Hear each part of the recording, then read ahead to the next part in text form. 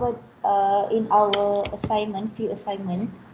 Okay, you already covered during discussion, but we will see in terms of what category that we can divide it, the health and also the diseases. If this is a few types of the hazards that we have discussed previously, okay, already known for the oil and gas focus. Normally we are involved directly with the chemical, and then we also when you are doing the work outside or underground, normally we are handling with the noise and also the radiation for certain occupations. And then for the ergonomics, mostly all occupation will facing these hazards lah. Okay, we will see in terms of the chemical. Okay, there are few types of the chemical hazards, and then what is the method to control, and how what is the disease that we will get or might get during our occupation. Okay, so this is the, for example, in terms of the chemical, how they will enter to our body. So this is the entry route that you can see from your body in terms of the ingestion, injection or dermal absorption. So we have to know what is the method of control that we can use in terms of the PPE, what is the proper PPE that we have to use to prevent this chemical from entering to our body. Okay, so in terms of injection, the method of control suggestion is enforcement of rules on eating and drinking. Okay, and then in terms of inhalation, proper ventilation. Normally this happens when you are doing the works underground or in the confined space. Okay, and then also when we are doing something in the labs or in uh, the closed space. Okay, so the ventilation is very important for us lah. Okay, and then you have to use the respirators in terms of the PPEs, food, and also the other PPE, the suitable PPEs. In terms of the abatement, you can relate with the chapter 5 that we have discussed previously. Okay, in terms of injection, proper protection clothing and PPE.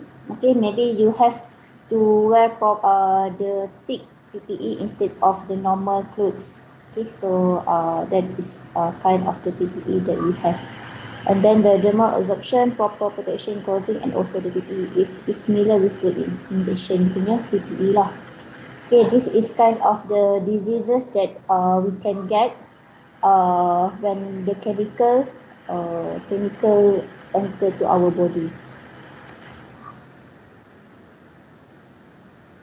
Okay. In terms of the respiratory systems, we can divide into two, upper respiratory system and also the lower respiratory system. Okay, for this part, you are not really have to understand in depth the respiratory system, but basically we have to get an overview. What if it affect towards the upper respiratory system and also our lower respiratory system. Okay, and then in terms of effect of dust and insoluble materials. Okay, so we can see here we have the sizes of the particles that will be filtered on the upper and also the lower. So maksudnya kalau apa tu lebih daripada 5 micrometer, it will be filtered in the upper respiratory system, and then for 5 micrometer, and then towards to 2 micrometer, much more smaller particles, so it can reach to the bronchial system, and then less than 1 micrometer can reach to the alveoli. Okay, so this is the important things that you have to know lah when you are handling the chemicals or the particles, especially that's why when we have the chemical that we are involving with the chemical, normally they will provide you the material sheet untuk you punya reference. Okay, so you can see for the upper respiratory system, It will goes from the nasal passages, okay, from your nose to the oral cavity ataupun daripada you punya mouth, daripada luaran lah yang you boleh nampak. Okay, and then it will filtering, heating or humidifying the air, and then it will be affected by toxicants that are soluble in water. And then this toxicant will react or dissolve in the mucus to form the acids or bases. Okay, so dia akan masuk dari hidung you ataupun di punya mulut lah. So that's why it is considered as the upper respiratory system. And the lower respiratory system includes the lungs that contain bronchial tubes and alveoli for gas exchange with blood. So this is more parts inside your body lah, okay, daripada paru-paru tu dan ke dalam ke bawah seterusnya lah, itu adalah lower respiratory. So you can relate with the particle sizes, how serious dia akan affect you punya health. Okay, so this is kind of hazards that we can list that. Maybe there are more hazards. Okay, this is just a few example of the hazards in terms of the respiratory system. Okay, so it is including the dust, mist, fumes, gases and also the vapors. Okay, so you can you boleh categorizekan dia kepada upper dan juga lower respiratory system. Okay, sampai mana dia boleh masuk lah based on dia punya particle sizes. And then this is the health effects. Okay, maybe when you are handling with the dust, you might get the occupational asthma, lung cancer and also bronchitis. So when it's including the lung cancer and bronchitis, it also already gone to the lower respiratory system. Okay, so mostly for the particles, we are handling with the small particles. Okay, so be careful lah when you are handling all the particles, especially for the petroleum, we are dealing with the gases, the vapors, the fumes. Okay, so it will goes directly to your punya lower respiratory system, not only on the upper respiratory system. This is the chemical classification that we can classify it from the harmful, irritant, toxic, okay, and then very toxic, corrosive, then we have very corrosive, carcinogenic, can cause cancer, and then mutagenic, can change the genetic material if you are exposing to that chemicals, and then teratogenicity, abnormal, develop birth defects. Okay, so normally it will happen ataupun it will affect the to the woman lah yang bekerja ataupun exposed to the chemicals with the teratogenicity. Okay, so you have dalam CSDS ataupun chemicals data sheet, okay, dia akan classify all the chemicals, so they have to write in the chemical data sheet tu, then you can refer lah sama ada dia harmful ataupun toxic ataupun maybe can cause carcinogenic. Okay, certain chemicals can cause cancer lah. Okay, so normally kalau even dalam lab pun, kalau you perasan, kalau you tengok label, akan ada yang kita dealing with the carcinogenic punya chemicals. Okay, and then back to health, we can categorize ataupun class it into two. For the first one is the acute effects and the second one is the chronic effects. Okay, for the acute effects, you can get the effect directly for a short term only. Okay, maybe you akan baik lah for certain time. Okay, maybe just macam gatal-gatal kat kulit saja. Okay, ataupun mata you irritate ke, macam tu sajalah. Okay, and for the chronic effects is a result from the long term exposure. Kiranya carcinogenic can cause you cancer, so this is fall under the chronic effects lah.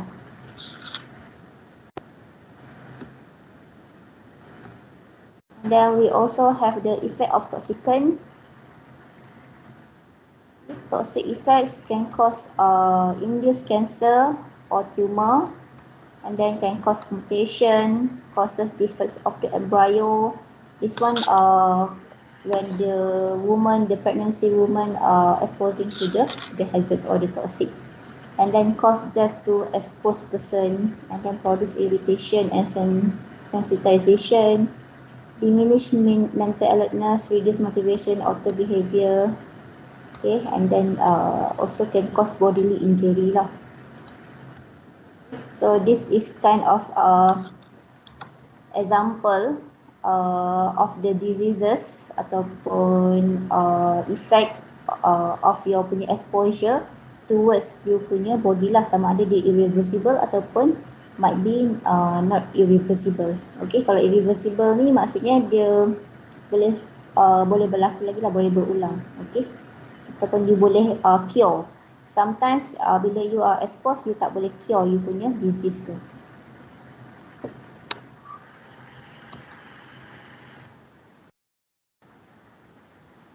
This is example lah, you can see this is long time ago lah, during the Vietnam War. They are using the orange, the Agent Orange, and then we can see this is very toxic chemicals. Okay, dia akan spray dekat ruang udara. So kat bawah ni ada penduduk. So kita yang exposed to this Agent Orange, dia akan dapat effect lah untuk long term. Maybe not for themselves, siapa yang pregnant tu, dia punya fetus atau embryo tu akan dapat effect lah.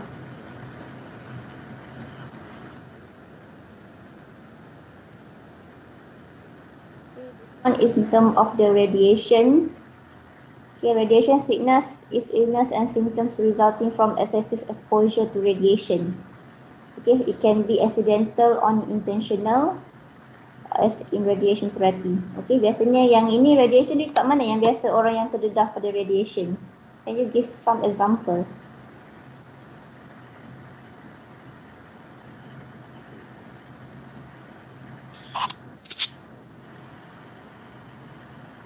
X-ray.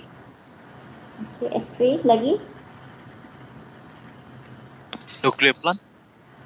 Okay, good. Okay, so this is kind of example lah yang bila you akan terdedah atau occupation yang akan you terdedah kepada radiation. Okay, so this is the symptoms and illness lah. Okay, type of radiation you have to know. Type of radiation, kita bukan yang tak boleh terdedah, even kalau you pergi X-ray pun you kalau you sebagai pesakit bukan you sebagai pekerja, bukan sebagai staff, you sebagai pesakit pergi X-ray, you are exposing to the radiation, but the amount of radiation and exposure is very limited ataupun dia under control punya. So that's why it is not advisable to have frequent X-ray in a short period. Okay, so itu adalah advice daripada medical practitioner lah. Okay, so they have also you have to depends on the type of radiation. We have to know sama ada alpha ke beta, gamma ray and so on, and then amount of radiation, period of exposure and part of the body. Okay, so that's why bila you pergi buat X-ray, you akan nampak orang yang buat juru X-ray tu dia akan duduk dalam another room, ataupun dia akan bila dia buat X-ray, so you saja yang terdedah kepada radiation, but only certain part of your body, bukannya the whole body lah. Okay, and then symptoms of radiation sickness may occur immediately or over the next few days, weeks or months. Okay, it can be acute ataupun chronic punya effect lah. In terms of types, we can have the in terms of the ionizing and also non-ionizing lah. Okay, for the radiation that produces immediate chemical effects on human tissue. Okay, when this exposing to the ionizing, and then this include the X-ray lah, as mentioned by your friends. And this type of radiation can be used for medical testing, treatment, industrial and manufacturing purposes, weapons development and more. Okay, so this one is considered yang boleh under consideration lagi lah for the treatment, because we are using this X-ray, this type of X-ray for the medication purposes. Okay, so non-ionizing, yang ini yang kita ionizing ni you have to remind that yang kita boleh control, human boleh control lah. Tapi but non-ionizing biasanya it form of light, radio waves, microwaves or radar, so dia lebih tinggi dia punya exposure and usually does not cause tissue damage lah. Okay, tapi yang ini pun kita still boleh control, but in terms of different form lah. Okay, daripada ionizing punya types. Even kalau you guna microwave tu, you terdedah kepada radiation ke? Yes, terdedah. And then how about your food? And then you eat the food. Sebab tu kita tak boleh selalu panaskan makanan kita kot, doktor. Ya, tapi dia tak terdedah. Sebab tu dia ada macam kalau you baca lah kan dari untuk microwave it not really advisable to preheat your food macam you preheat and then lepas tu you tinggalkan and then you preheat lagi. Okay, kalau preheat you just terus makan sajalah. And then dia ada certain time and basically for the microwave ni radiation dia sangat rendah lah berbanding dengan memang kita dia punya exposure kepada badan kita tu sangat rendah, sangat minimum lah dia punya amount radiation tu. So that's why dia boleh dipakai untuk public lah. Okay, and then this is the exposure types. Can occur as a single, as acute ataupun a series of small exposure spread over time lah. Dia samalah acute ataupun chronic juga. Tak kira apa-apa hazards yang you exposing tu, dia akan bagi you effect sama ada acute ataupun chronic. Normally it will associated with the acute exposure and has a characteristic set of symptoms that appear in an orderly fashion. Okay, so kalau chronic ni in terms of radiation, biasanya when you are exposed to radiation, dia punya effect tu you akan dapat immediately and then kita akan bagi treatment lah. So unless you tak dapatkan treatment and then you ada another problems, you punya health problems yang akan mengganggu akan terganggu disebabkan radiation, so that's why dia akan menyebabkan chronic exposure. So this is the unit of the radiation or the exposure unit that we can use. Sievert unit derivation for ionizing radiation in SI units lah. Ataupun kita boleh guna dalam unit Gray. So yang ini kalau you jadi juru SP, you kena tahulah kiraan dia. Berapa yang diperlukan dan berapa yang dibenarkan untuk exposure to our body lah. Just information lah for you. Okay, in terms of severity, okay, the length of time between the exposure and the onset of symptom. Okay, so kita akan tengoklah berapa panjang masa dia. And then the severity of symptoms, sama ada you punya symptoms tu getting worse ataupun just immediate punya symptoms sahaja. And then severity of changes in white blood cells. Yang ini normally yang bila you terdedah ataupun expose kepada high radiation lah, dia akan mengubah kepada you punya white blood cells. And then if a person vomit less than an hour after being exposed, that usually means the radiation does receive is very high and death may be expected. Okay, so that's why bila you buat X-ray, sometimes dia akan suruh you stay dulu and then dia akan tengok effect you kan. Ada orang dia okay, ada orang lepas X-ray memang body dia tak boleh terima sebab it depends on our body juga. Okay, so that's why dia akan bagi advice lah untuk you stay dulu and then baru you boleh teruskan aktiviti lain lah. Sama juga dalam in terms of occupation lah. So that's why bila for the person that are exposing to the radiation, they will have macam 6 month punya medical check-up.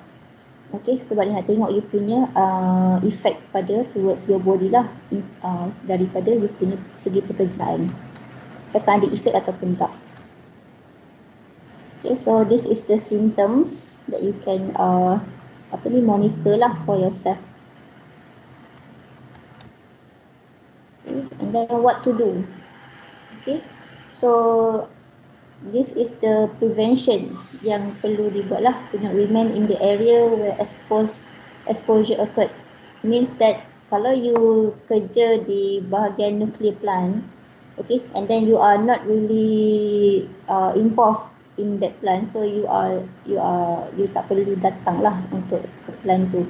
Okay, so normally yang person yang required saja ataupun compulsory yang handling that job saja yang akan berada di plant.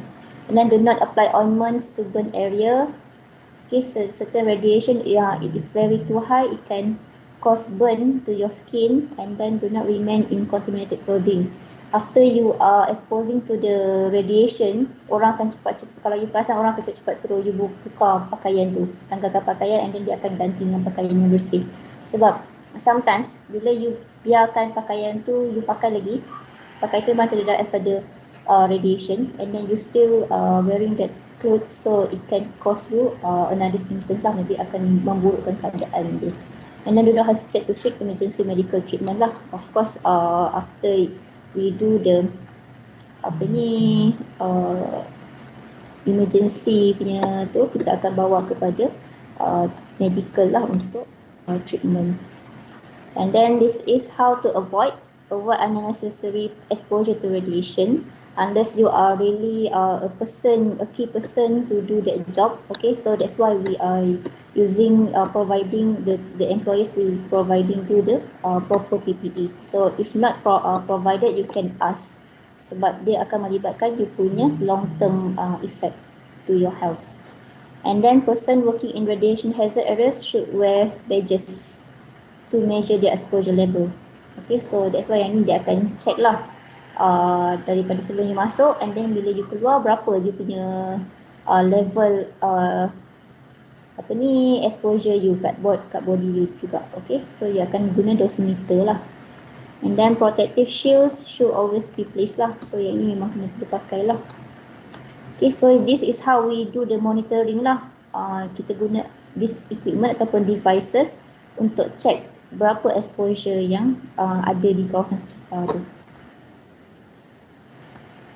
Okay, and then we go to the third hazard ataupun category is the noise. Okay, so this can be also included in the oil and gas industry hazards in terms of the noise. So it is unwanted sound, form of energy, effects depends on the loudness, the duration, frequency and types of noise. Okay, so loudness ni berapa yang kita boleh dengar adalah kurangkan kurang daripada 90 decibel yang telinga kita boleh dengar. Okay, and then duration, kalau you are exposed every day to the loud noise, so you akan boleh jadikan you pekak lah. Okay, that's why dia akan provide you the PPE. PPE tu bukan setakat yang macam earplug saja. Maybe you kena pakai yang, kalau earplug tu maybe dia akan kurangkan loudness tu, tapi ada certain earplug yang memang you takkan dengar apa-apa langsung. Okay, so dia akan ada few types lah yang you boleh tengok. Kalau dekat lab kita akan provide yang dia mengurangkan saja loudness of the noise. Macam di filter sajalah. Okay, so this is the effect lah. The effect, acute effects, damage of the eardrum, damage of the ossicles. Okay, and then we have the temporary threshold shift. Maybe you can temporarily hearing loss. You akan suffer for the temporary hearing loss, ataupun you boleh dapat permanent punya threshold shift. Okay, memang you akan deafness lah, memang doktor akan diagnose you sebagai deafness person. Okay, so that's why when we are handling with the noise, kalau kata yang you installing the pipeline, okay, that's why you have to use the proper PPE lah. Okay, daripada atas sampai ke bawah. Okay, and then we have also the tinnitus, which is you can hear ringing in your ears, number of possible causes, and also this link to the PTS lah, permanent punya types diseases. And then communication problems. Okay. And then bila you dah tak dengar, of course dia akan affect dia punya communication. Sebab dia adalah bergantung antara satu sama lain. Okay, and the last one is the ergonomics hazards. Okay, I think this one is common. Ergonomics ni, even kalau you duduk study pun, you akan terdedah kepada ergonomic hazards, these hazards. Okay, kalau you punya posture lebih kepada posture lah. Posture you tak betul, you posture berdiri ataupun posture angkat barang tak betul, so you akan get this diseases. Okay.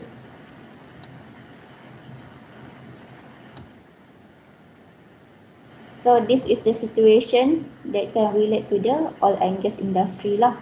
Okay, more focusing on the when you are in the upstream parts lah, ataupun you got drilling, you nak try apa ni to install the pipeline. So you akan handling all these heavy things, and then sometimes kita tak boleh claim pasal kita tak punya another equipment. You have to install manually. Okay, so you can cause strains, okay, and then dia akan menyebabkan dia punya ergonomic lah problem. Okay, so how to avoid this kalau dalam pekerjaan dia?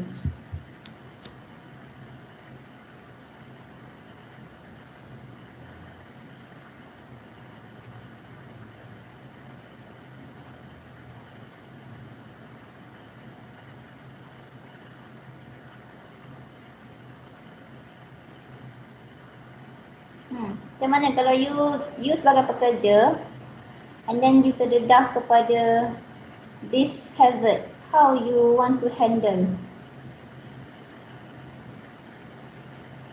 Call for help. Call apa? Call for help. Tolong. Tolong. Kata? Macam mana kalau you kena handle hari-hari, you ada few projects.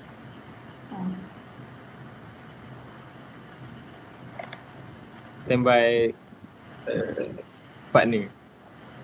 Standby orang lain untuk tolong. Lagi? Fokus masa kerja. Tak dengar lah. Seru. Fokus masa kerja. Fokus masa kerja. So how, macam mana you punya fokus tu boleh mengurangkan you punya ergonomic hazards?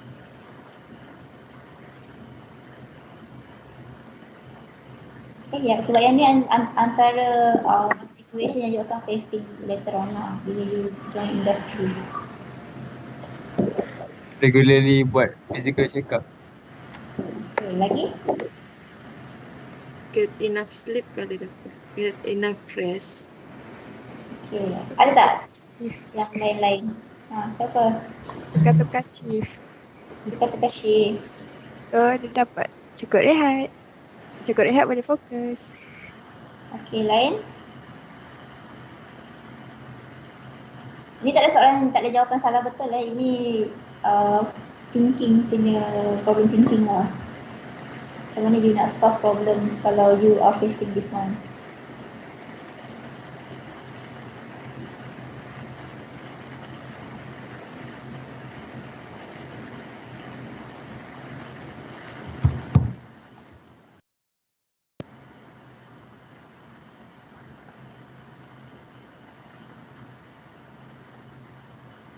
Macam mana?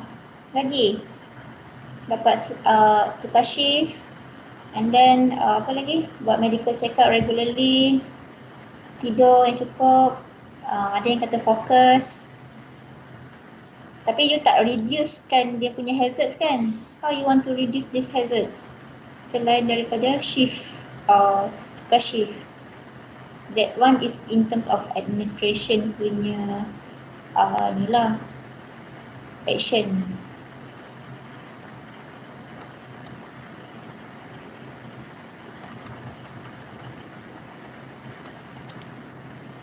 Design equipment yang boleh do the things for human. Okay. Dia boleh lah, dia tak semestinya you kena buat manual. Memanglah you kena buat manual. Sometimes dia akan ada another equipment yang you boleh gunakan untuk assist, untuk to handle this kind of pipeline ataupun this equipment lah, devices yang boleh join guna pakai untuk mengurangkan daripada you pergi angkat seorang-seorang lah that things. Okay. You kena fikir lah untuk you punya long term kesihatan juga. Walaupun memanglah kata okay, you punya leader kata you kena buat this thing, okay, tapi you kena defend for yourself juga terang, okay. Kalau you tak defend yourself, memang nanti kesihatan juga akan terjejas lah. Okay, just example lah. Macam mana you nak lift 10 pound punya object. Okay, so you boleh gunakan this kind of bantuan ataupun assist devices lah. Okay, so this one in terms of the how we want to reduce the economic hazards when you are lifting the heavy weight.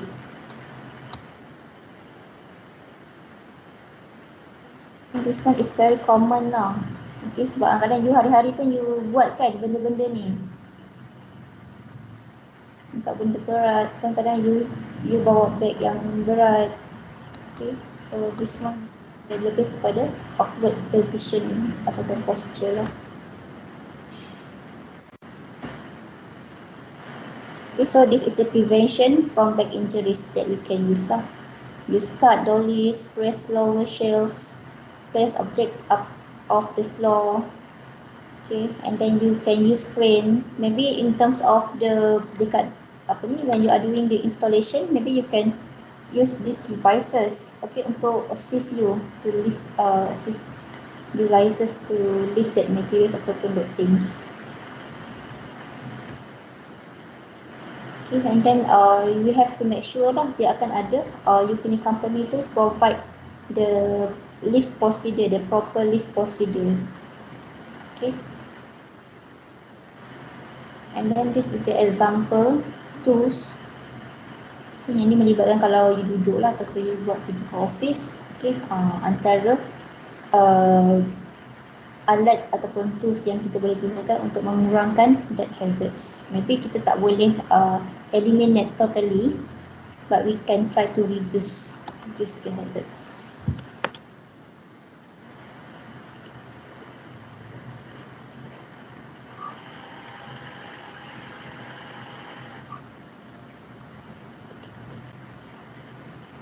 Okey, ada soalan kakak ini?